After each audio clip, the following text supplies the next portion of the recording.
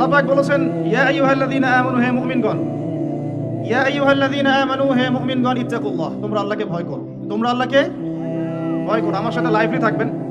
ওয়া কুলু কাওলান সাদীদা, এবং সরাসরি সোজা কথা বলো, স্পষ্ট করে সোজা কথা বলো, সরাসরি সরাসরি কথা বলো, সোজা কথা বলো, স্পষ্ট করে কথা বলো, খুলাসা করো।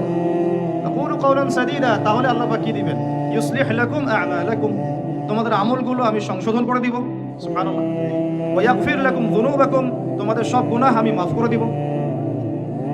ওয়া মান ইউতি'ইল্লাহ ওয়া রাসূলাহ, যে ব্যক্তি আল্লাহর ইতাআত করে, আল্লাহর আনুগত্য করে এবং রাসূলের আনুগত্য করে, ফাকাদ ফাযা ফাওজান আযীমা, সে ব্যক্তি মহান সাফল্য অর্জন করবে। কয়েকটা কথা আল্লাহ বলেছেন, আল্লাহকে ভয় করতে, সরাসরি কথা বলতে, তাহলে আল্লাহ পাক আমল সংশোধন করে দিবেন, গুনাহগুলো মাফ করে দিবেন। যে ব্যক্তি আল্লাহ এবং তার রাসূলের আনুগত্য করবে, সে মহান সাফল্য অর্জন করবে, অর্থাৎ দুনিয়াতেও সফল হবে, পরকালে জান্নাতে যাবে।